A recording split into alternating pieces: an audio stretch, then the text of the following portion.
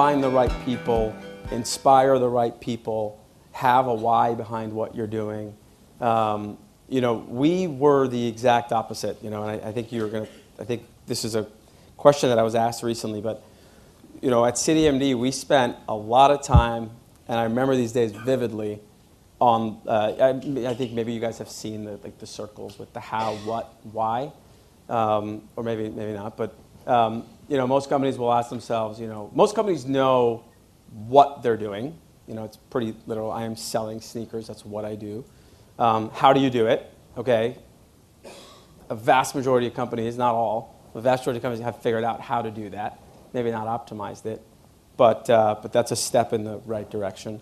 And then, why you're selling sneakers is what people struggle with quite a bit. To get rich. Yes. Well, that's the universal answer, right? To make money. And yeah, that's absolutely the wrong answer because it's a short-lived answer. It might not be the wrong answer, right? If you want to kind of time the market and make money, fine. But I just don't think I don't think that lasts very long. Why you're doing what you're doing really kind of brings back to the original question. It is kind of the fundamental aligner of all things, and that's all we focused on. I mean, literally, and I just think because that's all we knew. But why? What are we really trying to do? And we figured out the how and what a lot later. So our challenge early on was kind of shifting from, okay, we really all fundamentally believe in why we're doing this, but how do we, build HR systems? How do we scale? How do we actually measure? How do we build, KPIs? How do we figure out what the customer is actually happy? How do we strategically align ourselves in this very rapidly changing healthcare ecosystem? So we didn't spend a lot of time on that early stuff, and if we were to redo it, I probably would have found a little bit more of a balance because those challenges were hard to overcome. When we were kids, people used to clap all the time.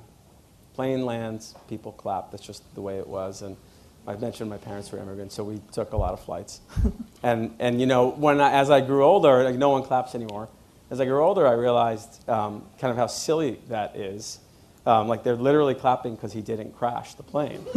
I just wasn't sure why anyone should be clapping. That's kind of what your job is.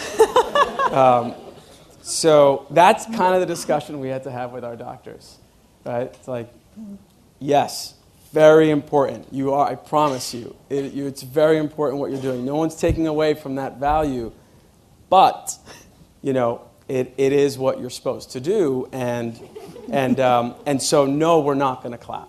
And so that was the analogy we literally used with our doctors, and I don't think they use it anymore. A lot of people got offended, but that's the message: is you have to do a little more. You have to actually connect with people. Yes, your job is to land the plane safely, but connect with people. It's a very emotional environment, healthcare, and people want to feel like they're being cared for. And kind of early on, we always spoke about kindness and empathy and how important that is. It's important in life, but especially in healthcare. And I think it applies to every company kind of on the face of the planet, irrespective of what you do or sell. So, we knew that if physicians can kind of shift their mindset, realize that their value is important, but they have to be able to connect to a person as well. And I think that resonated with a lot of our doctors. And you have to walk the walk, so you have to back them up, right? You have to give them resources, and you have to actually make it easier to practice medicine, which was our pitch, which we were able to do.